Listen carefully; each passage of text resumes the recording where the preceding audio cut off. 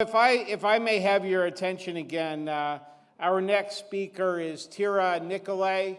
I want to make one small change here. She is actually the West Region Youth Advocate of the Year for campaign for tobacco-free kids. She just happens to be Navajo, and so she is the Western Region Advocate of the Year. Tyra is one of those inspiring young people who has figured out how to honor the past, how to live in the present, and how to be dedicated to creating a new future.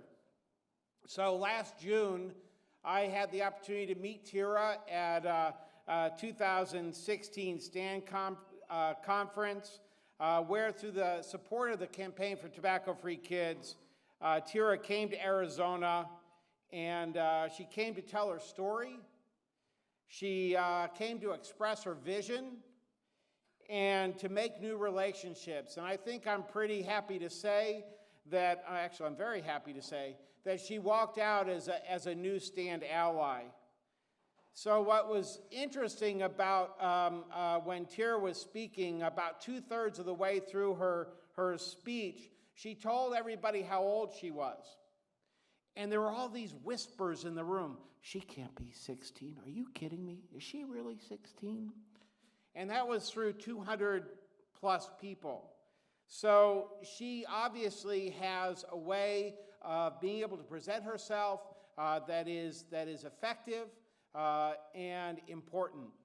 And so the other thing I want you to know is that she was there through Friday, left Friday afternoon, took a plane back, had to be dropped off at the Durango airport, and then drive the 2 hours back to Shiprock, New Mexico, where on the very next morning she had to take the SATs.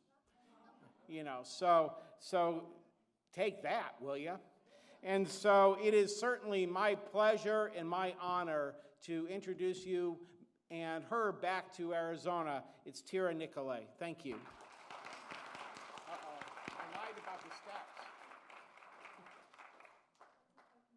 You can do it. There you go. Sorry about that. That was a raining joke. When I received my award as West Region Youth Advocate of the Year, I actually, my shoes, they're moccasins, there are wraps on them, and part of it came off, and I tripped on the stage while like 500 people were watching me receive an award. So it was pretty funny, and I told him that this morning, and he just laughed. So he told me to be careful on the steps, but... anyway, like he said, my name is Tyra Nicolay, and I'm going to introduce myself in my native language. So, Yata Shikedo Shidine She Tyra Nicolay She Otat Nishlando Navajo Preparatory School Enishtat Adona Nishlange Glash Nishlan Beshbajai Beshachim Badatni Dashachedo Beshbajai Dashanale Akotego Chikan Nishlan Sabatat Desha Nasha Shema A Vera Blackwater Woya Doshaje Scott Nicolay Woya Sabatat De Kehate Takore Yahet. So basically in Navajo culture and tradition, whenever you walk into a room, you address people as your friends and your family. So I called you guys my Shikad Shidane, which is my people and my family. And I explained what my clans were. So in Navajo, we have a lineage of coming from women. And so my first clan is the Red Bottom People clan, which is embarrassing to tell people because it's really uncommon. And it's like, the Red Bottom People clan, where did that come from? So that's my first one, and that's Glashche. My second one is Beshbajaya, which is the Red Hat people, which means the German people. My dad is German, and my mom is full Navajo. And then from my grandfather, I have the clan of Badutni, which is between his sleeves. And even that is weird, because it's like, what about between his sleeves? So I have quite unusual clans, unlike other people who have, the Salt clan or the Bitterwater people clan that have more meaning. So. And then I also explained where I came from. I come from Sabatat, which is Shiprock, New Mexico. And then I introduced my parents because you always introduce your mother first. And that's just to make sure everyone in the room, as you address them as family, knows who you come from and who's in your heart. So to begin, I like to call my story lured but not lost. And this is because I started my tobacco advocacy as an actual tobacco user, and so I ultimately came to another goal, and so I call it lured but not lost. And also we have a thing in Navajo tradition called walking in beauty, always walking in beauty. Beauty surrounds you, it's above you, it's below you, it's around you. And it's just a philosophy to always be passionate about what you do and always believe in what you do. So to begin, these are my parents, my nerdy-looking parents. So my family, my mom was already married before she met my dad, and she had a son before, so I have an older brother. And my family, my dad is a teacher. He used to teach English, and he taught at a school called Navajo Preparatory School, which is where I currently go to school. It's the first ever Native American Navajo sanctioned school in the United States. And it's a private school. It's the first international baccalaureate school, so it's very successful. And my dad wanted to teach Native American underprivileged minority groups, so he came to New Mexico. And he knew he wanted to teach Native American students, so he ended up in Shiprock, New Mexico. And there he met my mom, who has been a social worker, and she was studying and going to school, and so they became best friends and eventually had this beautiful creation called me. So this is me when I was little. My grandma is also in this picture. It's my paternal grandmother. And there's me in a little Cruella de Vil jacket that we used to call it. I always used to love the 101 Dalmatians. And there's always this thing that everyone used to tell me. They said that when you were little, you were never not smiling. You were always, always smiling. So I think that's raining in these pictures, except the bottom one. I think I'm confused there. So going on, in 8th grade, I was really dedicated to school. I went to a middle school in my town called Sebatot Middle School, and I loved band. I played piano, trombone, bass clarinet, and the bari saxophone. And so I really was passionate about band, and we actually went on a band trip to Las Vegas where I got to meet the Blue Man Group. And that was my main passion then, and I had a very good, close-knit friends, a close community of friends that I really enjoyed. And we were all good people, all dedicated to school. We loved science. We loved going to science fair, science competitions, so I had a good community around me. And then it came to high school, and we all know that's where some people, don't feel comfortable anymore. So that's what happened to me. A lot of my friends, going into high school, it's a completely new experience, so we really didn't know much of anything, and we were just kind of confused about it all. And so I changed my group of friends constantly, and I think from your view, it's the top right corner, left corner. So you can see me, it's a selfie with a guy in the corner. You can kind of see him. So that was in my culinary arts class. And so when I was in high school, my freshman year, I was in my culinary arts class. We were making breakfast, and one of the guys in the class that was my best friend, he was talking about how he started using e-cigarettes and how he thought they were really cool. So he took one out, and it was green apple flavor, and then he was like, "You should try it." So I did. And he was like, "You'll be fine." And then so I tried it, and then the next day he brought one in, and then he was like, "This one can be yours." And he had a whole bunch of flavors. And so from then on, I started using e-cigarettes. So this is going into the year that I transferred schools. So my freshman year of high school, I actually went to public school. I went to a school called Shiprock High School. And it was big. We had about every graduating class was 100 people. I know that's not pretty big for a city, but for a small town with one grocery store, that was big. And when I transferred schools, my school was, the population of one class. And right now we currently have almost 300, a little bit under. And so I knew that I wanted to do something with my life. I was tired of just muddling around in high school, doing mediocre work and not really caring what was going on. And so halfway through the year, I had a teacher come up to me and tell me, "You have so much potential. Why are you letting yourself sit in this grave of a school?" And so I decided to transfer and look for better things. And so with this, my school is a private school, and obviously private school includes tuition. And my parents, coming from a family from an 8th grade, my family started to break apart, and my parents got divorced. And so it was pretty unstable in my home. And so when that happened, I moved in with my dad for 8th grade to freshman year, and then the rest of the year, I eventually moved back in with my mom, but when I first transferred, I was living with my dad. And the one thing my parents told me is like, yeah, you can go to private school, you can transfer schools, but it's up to you to find out how you're gonna pay for that and how you're gonna go to school there, who's gonna take you there, how you're gonna pay for your books. And so that was really, really hard for me, being a 15-year-old, having to be thrown out in the world like that, and having to get a job and do something like that. So it was really hard for me at this time. And in these pictures, these are some of the happiest moments that I had in high school so far. So I'm really into science. I actually went to the International Science and Engineering Fair twice, and this is one of the most prestigious science competitions in the United States. And from there, I received cash awards that I would put towards my tuition. And then I also started attending summer programs and going to places like California, Pennsylvania, Washington, D.C. And then also this was the year that my older sister, who's 2 years older than me, she graduated my sophomore year. So I was losing a part of me. She moved to Oregon, and I never had her around anymore, so it was hard.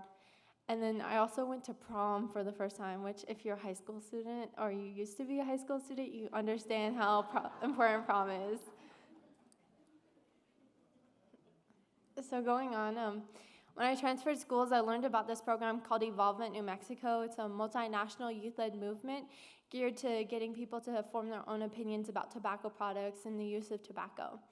And basically what happened was I was at school and I had a little e-cigarette in the side of my bag. And I was walking around and I was going to class and the security guard was like, "What are you carrying in your bag?" And I just looked at him and I was like, "It's okay, it's not a cigarette. You can have these at school." And he's like, "No, you can't." And so he took me to the science teacher. I already knew her, but we weren't I had such a difficult time understanding chemistry. Oh my God, she did not like me. And so he took me to her room, and she ran the involvement program at our school, and she was like, "What do you have? Why are you here?" And so he gave her my e-cigarette, and she's like, "You use these?" And then she was like, "Okay, well, you're coming to training." And then it was that Friday, and I was like, "I have stuff to do. I have class to go to." And she's like, "Well, you're coming to training." And so she actually made me go. She pulled me out of class and made me go to training. And from there, the people from Involvement educated me on what e-cigarettes were and how they had nicotine present in them. And from that time on, I dedicated myself to making sure other youth did not get addicted or have any relation with tobacco products and could form their own opinions that would prove that they could create a world that rejects tobacco at their own free will. And so from that day on, I quit using e-cigarettes, and I haven't used any tobacco products and will never use any tobacco products. Thank you. So in these pictures, these are some of the moments in my life, the first early moments of my tobacco advocacy. So I actually attended the National Youth Activism Summit for the Truth Initiative, and we also ran little activities within our community that brought together the awareness of hookah, which was called the Clear the Haze campaign, which was specifically to make sure people were educated about what hookah was and how it could potentially affect you. So I went to Florida with the Truth Initiative and learned a little bit more, and from there I learned about the Campaign for Tobacco-Free Kids and their annual Youth Advocate of the Year awards. So these are more pictures of my time in Florida, and this was my really huge blossoming point. Without the Truth Initiative, I wouldn't be here, and I can say that honestly because being an advocate in a small community, you're close with everyone. You know everyone. So when you're out giving surveys, it's like, "Oh, hey, Jane, can you take this survey for me?" It's not like, "Oh, hello, my name is, this is what I do," and really educating and being aware of what they're doing and being personal with that person who's a stranger to you right now. It's not like that. When you're in a small community, it's more of like, "Okay, well, can you take this survey for me, please? I need to make my goal today." It's more of things like that. And so when I went to the Truth Initiative conference and summit, I learned a little bit more about what activism really means and what advocacy really means, and how going out in a community, and especially in your community, isn't just you reaching goals, it's you changing lives. It's you making changes in other people's lives and making sure that they are supported with whatever they do and understand what you're advocating for.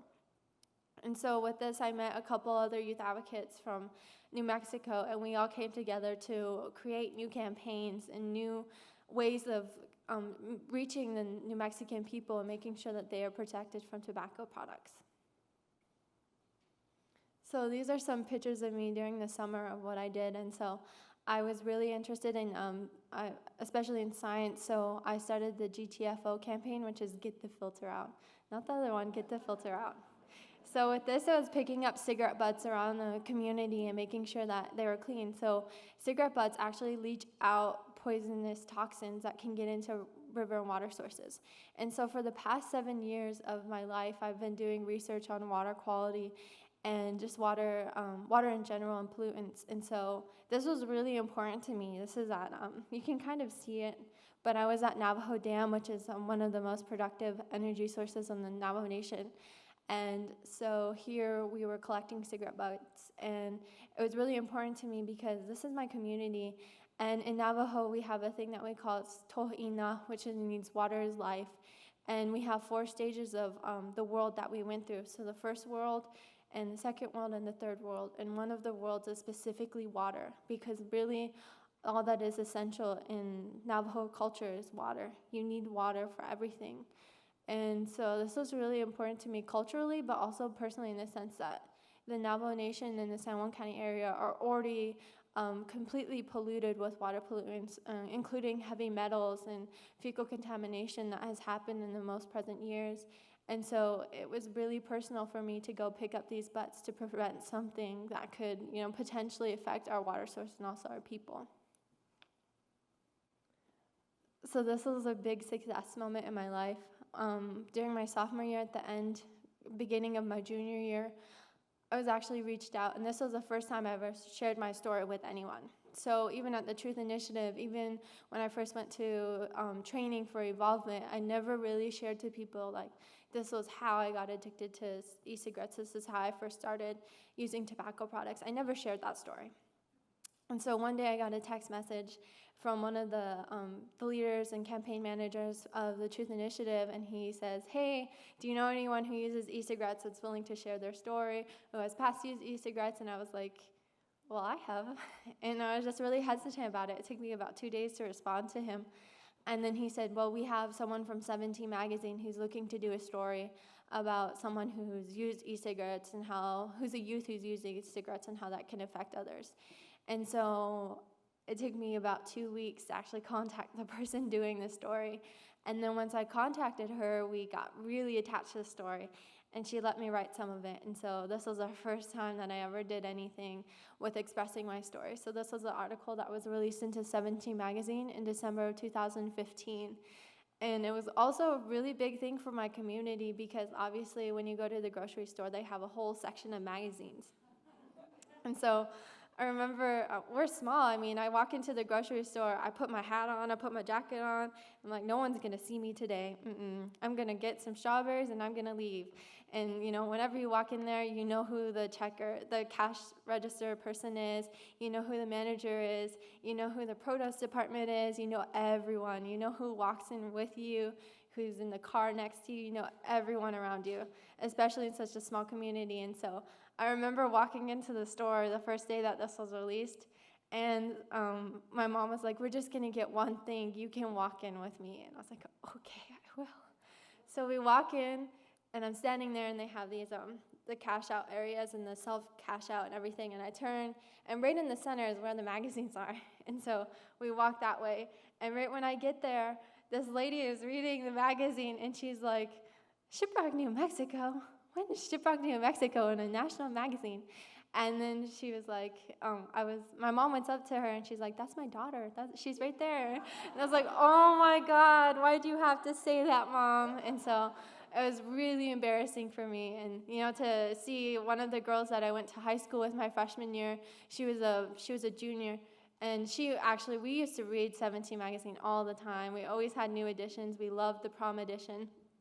So I didn't tell anyone that it was going to be in 17 magazine. I kept it a secret for myself because I wanted people to learn about it themselves. I wanted them to read about it and, think, wow, she actually shared this with people all over the nation who don't even know her. And so my friend, she texted me one day, and she goes to college now. And she texts me, and she's like, is this you? And she takes a screenshot of it. And I was like, I don't know. Am I Tyra Nicolay? Am I 16? Do I live in Shiprock, New Mexico? And she's like, yeah. I was like, well, obviously, then it's me. So I had a series of months where people constantly did that, like, is this really you? And then one time I remember I was at a conference and the girl was actually like, I've read about you in 17 magazine. And it still shocks me today to think people have read this. I mean, you don't think about it. It's something on paper, and you think only, 16-year-olds, 15-year-olds read about it. But yeah, a lot of other people read about it, and they'll know you, and they'll recognize you from it. So it was a really amazing opportunity for me, and it really catalyzed me being able to share my story to others. So this was another big break of activism that I did. This was our first Kick Butts Day that we did. If you know anything about the campaign for tobacco-free kids, then you know about Kick Butts Day. So this is a national day for youth activism advocacy, specifically to speak out and seize control over big tobacco. And so with this event, we held a little conjunction with our International Week, which is just having an international mindedness at our school, since we are an international school. And so with this, we talked a little bit about how it is to be someone who's been a past user, and how you don't want to be a replacement smoker, how you don't want to start smoking and become someone who's going to die in the next couple of years because you're smoking. And so we did a campaign called I'm Not a Replacement, where people got to share their stories.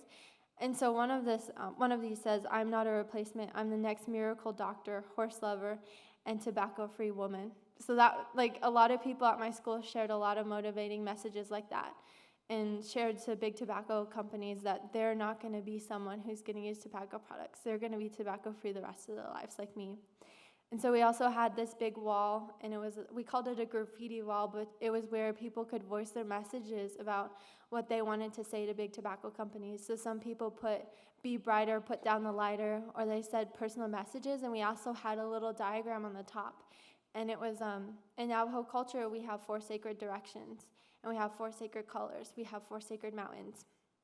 With that, each mountain grows a specific certain type of tobacco, and with that tobacco, that's tobacco that is used in ceremony.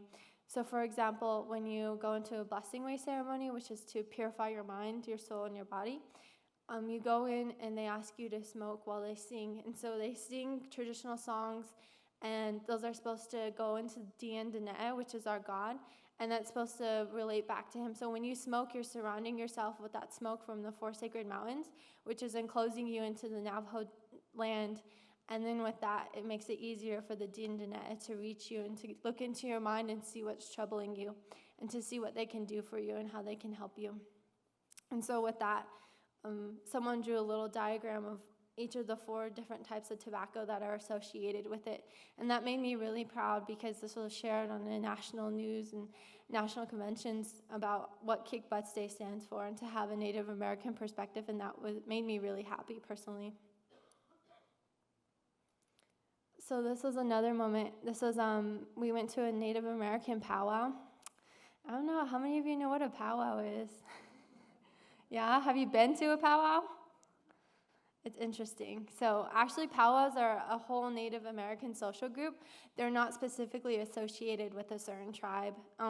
Every Native American anyone can do powwow, and it's just the motion of dancing and being able to do it. I can't do it. I can't dance, so. But I did go to a powwow for San Juan College, which is a local college in my community. And with that, we filmed a little video and to share my story. And so at this time, I had to keep it a secret for 2 months that I won National West Region Youth Advocate of the Year. And I couldn't let anyone know. Like, my mom knew, my dean knew, my coordinator knew, but other than that, no one knew. And so it was this big secret that I had to keep. And during this time, everyone would come up to me and be like, you're the only one here. Is there something special about you? All these cameras are on you. And it's just like, no, I'm just normal. And it was hard to keep it a secret and say, no, I didn't win this national award. So it was really hard for me. And it taught me a lot about staying humble to yourself, and also being very aware of yourself. And so with this event, it was really successful. We reached a lot of Native American communities and awared them more about the use of hookah and the safety of hookah. So this was when I actually won my award. So for the West Region Youth Advocate of the Year in the National and South, all the youth advocates are awarded. There's 5 that are awarded in total. So there's 4 regional, 1 national. And so out of all of them, there have only been 2 Native Americans awarded. in the past couple of years, and since the beginning of the Youth Advocate of the Years, 2 Native Americans, and both of them came from the involvement program. And the first one, his name is Natani, which means leader, and he goes to Stanford now, and so he's a really amazing individual. And I was the second one, so I claim this, but I'm the first Native American West Region Youth Advocate of the Year, and it makes me really happy to say that because, being able to express in Washington, D.C., that, you are someone to look up to, you're someone that's motivational, who can be passionate, who is passionate, who's done something in their community to gain national recognition. And it was also very important to me because I was awarded with the president of Uruguay, and that was really, really motivational personally because, you never expect to be anywhere near ranked as a president of a nation. So it was a really great moment, and to be surrounded by other advocates who believed in what you believed in, and to be supported in a room like that, it was amazing. And this was actually my first time in Washington, D.C., and since this time, I've been in Washington, D.C. 7 times in the last, I think it's 8 months. So it's been a long journey, and it's all thanks to the Campaign for Tobacco-Free Kids. So let's hope this plays. Let's see.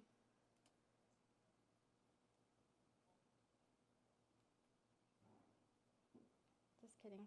I don't think it's gonna play. Wait. Okay. My name is Tyra Nicolay. I'm from Shiprock, New Mexico.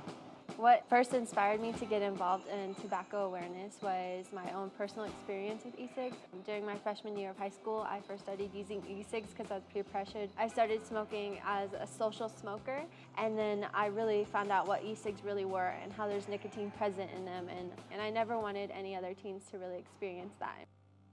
I think what makes her unique is that she's not just a student. She thinks beyond the school books. She works with her local government to make sure that Native issues are brought to the forefront. She cares about who she So that's is and where she's come stop. from, That's a powwow. and making it a better community.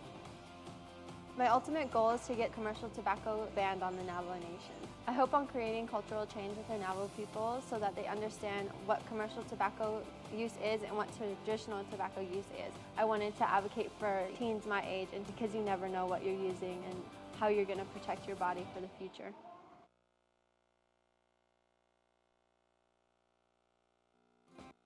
E-cig as a social smoker, and then I really found out what e-cigs. Okay, so that's the video that I filmed, and that was released during the Youth Advocate of the Year awards. And so, as you saw, Miss Donna Fernandez, I call her Donna, but I should call her Miss Fernandez, but we're really close. She's my club sponsor, and so in my sophomore year, I created a club. It's called Eagles Innovation Effect, so specifically at my school. And this was because my program, Involvement New Mexico, is funded by the Master Settlement Agreement. So with that, there's a lot of complications. You can't do a lot of lobbying, or you can't really say anything about, if you're a involvement member, there's some jurisdiction that you can't pass. And so with that, I created this group called Eagles Innovation Effect, which was specifically to create Native American students that could be global leaders, in the sense that they could be advocates for global and local issues, and could share that with other people and other Native Americans. And I created this linkage with other Native American tribes to make sure that we're all fighting for something similar. And so with that, we've started multiple Kick Butts Day campaigns that are on several different tribal lands that are going to happen this year, which really makes me happy to think that my initiative is really growing. And so I don't think I can go to the next slide. But anyway, to share a little bit more with you, when I first got awarded West Region Youth Advocate of the Year, I thought, okay, well, it's an award. I probably won't do anything much with it. I was completely wrong. As I said before, I went to Washington, D.C. about 7 times this year. So the last time that I went was in December, the beginning of December, and I actually went to speak on behalf of the Surgeon General on his report of youth use against e-cigarettes and tobacco products. And so basically with this, it was just an interaction between youth and young adults with e-cigarettes. And so with that, I shared my personal story before he spoke on his full report. and shared a little bit about myself. And so it made me really glad to be in that room, because right after that, I actually went to the NBC, CBS, and did an interview with them that was shared on national news outlets. And that shared my story, my personal story about being a tobacco advocate, and from where my passion and motivation came from, and how I first started with my movement. So right now, I'm currently working on creating a legislation. So legislation has been created to have a nationwide ban on commercial tobacco products. So on the Navajo Reservation, we have a ban on alcohol use, which is just any type of alcohol consumption, production, anything cannot be on the Navajo Nation, or else you get fined or you could go to jail. And so what we've created is a similar ban on commercial tobacco. And I say commercial because traditional tobacco is something completely separate. And that's a really big thing for people to understand. Traditional tobacco is something that is used for a spiritual meaning, and it's not something that can harm you in a way that commercial tobacco does. It doesn't have all the additives and different types of chemicals that are put into commercial tobacco products. It's completely pure, and it comes from people it comes from the gods, the Diandaneta, that we appreciate, that we show love to. And it's important because as a plant in Navajo culture, you respect the world. You respect what this planet has given you. And with commercial tobacco, the people who produce that, those big tobacco companies, don't respect that plant, don't respect the land for what they have given you. And with that, that's the difference between traditional tobacco and commercial tobacco. You respect what is given to you, and with that traditional tobacco, that is something that is sacred. That's not something to abuse. That's not something to cause addiction. And that's the big difference between them, and they shouldn't be associated with each other. And so with my ban, it's specifically in commercial tobacco. And currently on the Navajo Nation, if you go into a store, so specifically for the Navajo Nation, we have stores called Navajo Petroleum, which are just like 7 to 11. And with that, they have, with the tobacco products, they're completely invisible to anyone other than the cashier clerk. He can only see them, and if you want a specific product, you have to be specific about what you want. And so those are the first steps that we've taken, and right now we're working on improving the taxes that are put on to commercial tobacco on the Navajo Reservation. And we're also working with a coalition of other youth that I created to have a Tobacco 21 campaign on the Navajo Nation, which is a really big step for us that we hope on accomplishing, and just making sure that youth are protected from tobacco use. And so, like before, our presenter before said, a lot of youth are getting associated with tobacco because of the close proximity between the ages of 19 and 18 to such a lower group of individuals. And that is especially prevalent to me on the Navajo Reservation, because when you live in such a small community, you know people who are 18 and 19 that can easily give people who are in middle school, who are freshmen in high school, products similar to what happened to me. And also the fact that when I first started using e-cigarettes, we could actually walk into stores, smoke shops, and purchase those products without even showing ID. It was completely fine to them. And so these are reasons why it's important to do the work that we're currently doing, and even making more progress, because without that progress, youth are not being protected. And every day that they're not being protected is another day that we lose millions of lives because of that. Important lives. These people could be people who could be leaders in Washington, D.C., could be the next scientists. And again, on one of the campaigns that we had during Kick Butts Day, one of the people who did the I'm Not a Replacement said she's going to be the next miracle doctor. Those are people that we could be taking lives from tobacco products. So it's important to make sure that we are protecting youth and making sure that we are being there and supportive of youth initiatives. And I can especially say that for a lot of coordinators. Ken, you're amazing. A lot of the stand people, you guys are amazing. I mean, I went to the conference. It was the first ever conference that I ever spoke at. And they were completely open to me and just made sure that I was comfortable, that I was a part of their stand family, and that they were supporting me personally. And that made me feel really great about being a part of a statewide and a nationwide now movement. And so it made me feel really important to be here. And I'm very glad that, I could come out again and Ken could introduce me and share embarrassing stories about me. But it is really important, and you must value the youth that are a part of your movement.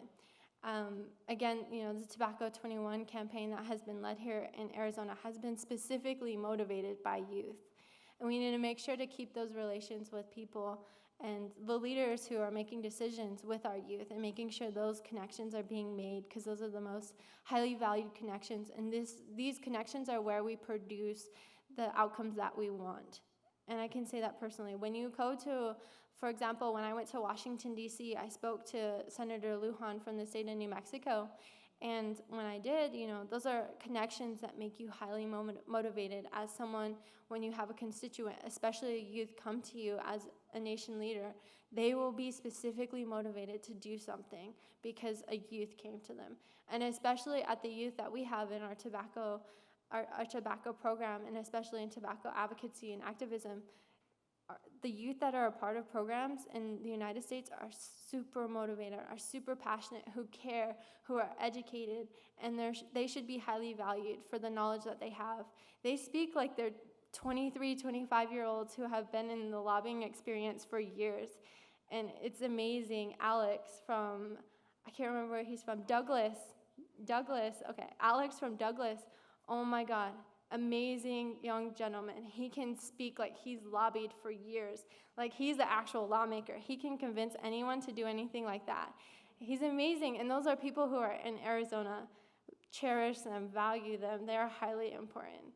And so I just want to leave you with the message that, youth are important to every tobacco movement that we do, and that we need to continue doing progress. And with that, we need to make sure that we are creating a tobacco-free generation for the future, and also supporting our youth in what they do. So thank you.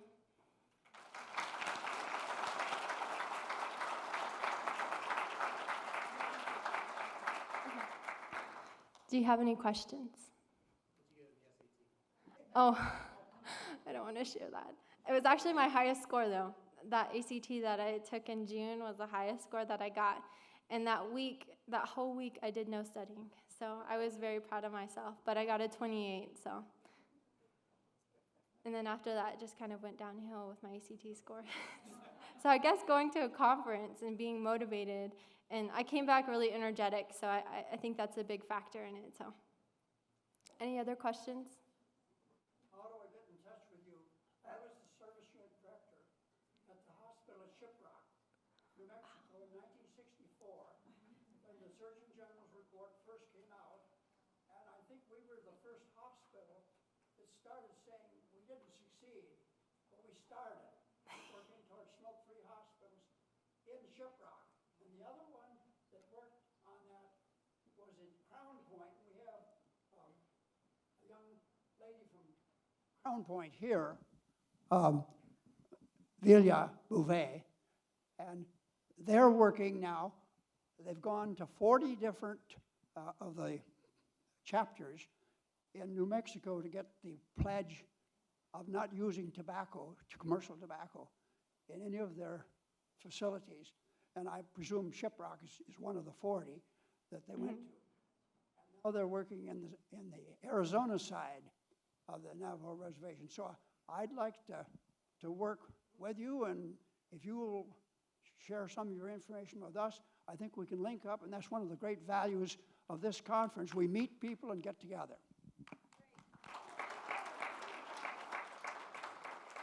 Yeah, so Lori is going around. My email, my personal email is in the program, and also if you would like my business card, I can give it to you too. But that's amazing. I mean, I've worked with IHS before, and specifically in Shiprock. And another big thing to talk about is that IHS, specifically the Indian Health Services, they have on the Navajo Reservation at each hospital or clinic, they have a hogan where they perform the practice of using traditional tobacco to heal. So I think that's highly important in using medicine and also mediation to use traditional tobacco in the way that it was first originally supposed to be used in. So thank you for that. Any other questions? Sorry, I'm not 16 anymore. I'm actually 17.